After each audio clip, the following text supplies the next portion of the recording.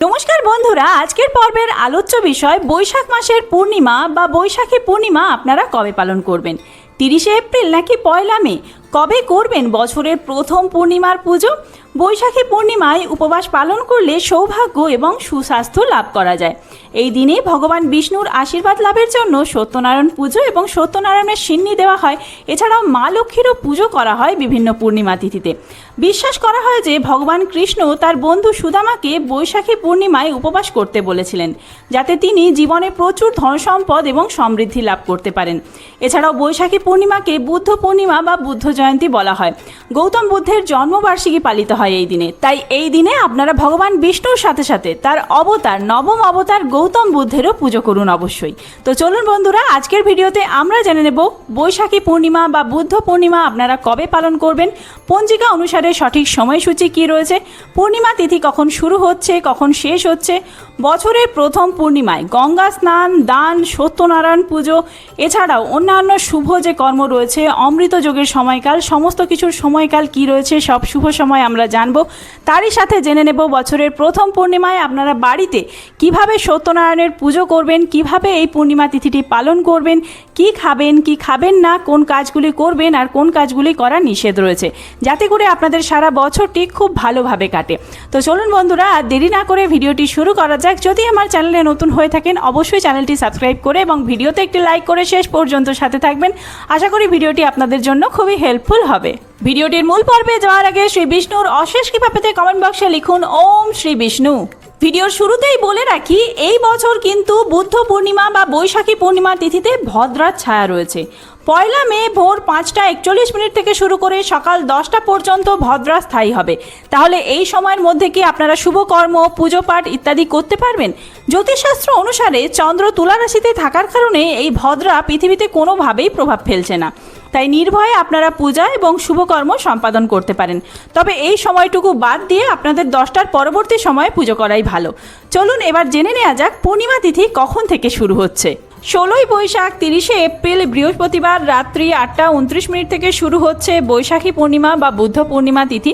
পূর্ণিমা তিথি সমাপ্ত হচ্ছে 17ই বৈশাখ 1লা মে শুক্রবার রাত্রি 9টা 39। অর্থাৎ এই পরিস্থিতিতে উদয় তিথি অনুযায়ী 17ই বৈশাখ 1লা মে শুক্রবার দিন, এই দিনেই কিন্তু পূর্ণিমার ব্রতোপবাস রয়েছে। পুজো পাঠও এই দিনেই করতে হবে এবং বুদ্ধ পূর্ণিমা বা বুদ্ধ জয়ন্তীর পালনীয় এই দিনেই রয়েছে। এবার চলুন জেনে নেওয়া যাক এই তিথিতে গঙ্গা স্নানের শুভ সময় কি রয়েছে। 17ই বৈশাখ 1লা মে শুক্রবার দিন গঙ্গা স্নানের শুভ সময় থাকছে ভোর 5টা 10 থেকে শুরু করে ভোর 5টা 45 মধ্যে, ব্রহ্ম মুহূর্তে, অর্থাৎ যখন সূর্যোদয় হবে না তার পূর্বে। এছাড়াও সকাল 6টা 46 পর্যন্ত শুভ সময় থাকছে। এই সময়ের মধ্যে গঙ্গা স্নান করে নিতে হবে। এর পরবর্তীতে আসা যাক পুজোর শুভ সময় কি রয়েছে। আপনারা যারা বাড়িতে সত্যনারায়ণ পুজো করতে চান বা মা লক্ষ্মীর পুজো করতে চান, তারা কোন সময় পুজো করবেন এই পূর্ণিমা তিথিতে? দিনের বিশেষ সময়ে অভিজিৎ মুহূর্ত থাকছে, আর এই অভিজিৎ মুহূর্তে কিন্তু পুজো করা অত্যন্ত শুভ। সকাল 11টা 52 থেকে শুরু করে দুপুর 12টা 45 পর্যন্ত অভিজিৎ মুহূর্ত স্থায়ী হবে। এই সময়ের মধ্যে সকালে আপনারা পুজো করতে পারেন। এছাড়াও যারা সন্ধ্যার সময় পুজো করতে চান, সন্ধে 6টা 56 থেকে শুরু করে রাত্রি 8টা 41 পর্যন্ত, এই সময়টি সন্ধে প্রার্থনা করার জন্য, সন্ধ্যায় প্রদীপ দানের জন্য এবং সন্ধ্যায় সত্যনারায়ণ পুজো, মা লক্ষ্মীর পুজো, সত্যনারায়ণের সিন্নি দান ইত্যাদির জন্য অত্যন্ত শুভ সময়। এবার জেনে নেওয়া যাক যে এই বৈশাখ মাসের পূর্ণিমা তিথি আপনারা কিভাবে পালন করবেন। সকাল সকাল ঘুম থেকে উঠে নদীতে বা কোনো জলাশয়ে স্নান করতে পারলে খুবই ভালো। সম্ভব না হলে গঙ্গা জল মেশানো জলে বাড়িতেই স্নান করুন। পূর্ণিমার উপবাস রাখা এই দিন খুবই ফলদায়ক। সারাদিন উপবাস থেকে সন্ধ্যায় চন্দ্রদেবের দর্শনের পর চন্দ্রদেবকে অর্ঘ্য নিবেদন করে তারপরে প্রসাদ গ্রহণ করুন। অবশ্যই এই দিনে নিরামিষ আহার গ্রহণ করবেন। কোনো রকম আপনারা আমিষ আহার গ্রহণ করবেন না। লবণ, শস্য, ডাল জাতীয় খাবার বর্জন করাই শ্রেয় যারা এই পূর্ণিমার ব্রত করতে চাইছেন। বাড়িতে বা মন্দিরে ভগবান বিষ্ণু, সত্যনারায়ণ বা লক্ষ্মী মায়ের পুজো করুন অবশ্যই এই দিন। সাদা ফুল, হলুদ ফুল, চন্দন, ধূপ, দীপ সহযোগে এই পূজার আয়োজন করতে হবে। অবশ্যই এই দিনে হলুদ পোশাক পরার চেষ্টা করবেন। আর মা লক্ষ্মীর পুজোর জন্য লাগবে বেলপাতা আর একটি রঙিন ফুল অথবা পদ্ম ফুল রাখতে পারেন। এই দিনে দান করা অত্যন্ত শুভ। এই দিনে দুস্থদের অন্ন বা বস্ত্র দান করতে পারেন, তা অত্যন্ত পুণ্যের কাজ। পূর্ণিমার দিন সন্ধেবেলায় চন্দ্র দেবতাকে অর্ঘ্য নিবেদন করবেন কি দিয়ে? জল বা দুধ দিয়ে আপনারা অর্ঘ্য নিবেদন করতে পারেন। এই দিন রাগ হিংসা বর্জন করে মন শান্ত রাখা অত্যন্ত শুভ। ইতিবাচক চিন্তা করা জরুরি, যাতে আপনার বাড়ি থেকে সমস্ত রকম নেতিবাচক প্রভাব কেটে যাবে। এইবার বলে রাখি, এই দিনে আপনারা বাড়িতে কিভাবে পুজো করবেন। খুবই সহজ সরল পদ্ধতিতে নিজের মতন করে পুজো করতে পারেন। ঘরদোর সমস্ত কিছু পরিষ্কার করে নিয়ে স্নান করে ঠাকুর ঘরে প্রবেশ করুন। ঠাকুর ঘর পরিষ্কার করে নিয়ে ঠাকুর বাসন পরিষ্কার করে ঠাকুরের যত মূর্তি বা ছবি রয়েছে সমস্ত কিছু পরিষ্কারভাবে শুকনো কাপড় দিয়ে মুছে নিতে পারেন, অথবা নারায়ণের মূর্তিকে এই দিনে আপনারা স্নান করাতে পারেন দুধ দিয়ে আর গঙ্গা জল দিয়ে। স্নান করানোর পরে পরিষ্কারভাবে মুছে নেবেন এবং তারপরে লক্ষ্মীনারায়ণের মূর্তি স্থাপন করবেন সিংহাসনে, অথবা যদি ছবি থাকে ছবি রাখবেন। ছবিতে আপনারা প্রথমেই তুলসী পাতা চন্দন সহযোগে অর্পণ করবেন।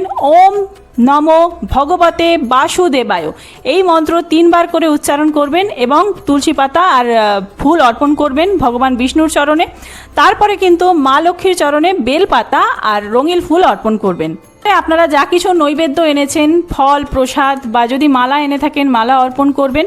ফল প্রসাদ সমস্ত কিছু ভগবানের সামনে আগে থেকেই সাজিয়ে রাখবেন। তারপর সবশেষে ধূপ আর দীপ দেখিয়ে আরতি করবেন এবং আপনাদের পুজো সম্পন্ন হবে। পূর্ণিমা তিথিতে অবশ্যই সন্ধ্যার সময় একটি ঘিয়ের অথবা সর্ষের তেলের প্রদীপ জ্বালাবেন আপনাদের ঠাকুর ঘরে। আর আপনারা এই বুদ্ধ জয়ন্তী বা বুদ্ধ পূর্ণিমাতে অবশ্যই গৌতম বুদ্ধর ছবিতেও ফুল মালা ইত্যাদি অর্পণ করবেন এবং প্রসাদ নৈবেদ্য সমস্ত কিছু গৌতম বুদ্ধের জন্যও আনবেন, যা কিছু বিষ্ণুর জন্য এনেছেন। কারণ বিষ্ণুর নবম অবতার হলেন গৌতম বুদ্ধ। এই দিনে যদি আপনারা বিষ্ণুর পুজোর সাথে সাথে গৌতম বুদ্ধের পুজো করেন, তাহলে এই বুদ্ধ পূর্ণিমার সমস্ত সুফল আপনারা লাভ করতে পারবেন। এই দিনে যদি বিষ্ণুর পুজোর সাথে সাথে আপনারা গৌতম বুদ্ধেরও পুজো করতে পারেন, তাহলে আপনাদের নেতিবাচকতা দূর হবে, মন থেকে শান্তি এবং সমৃদ্ধি লাভ করবেন।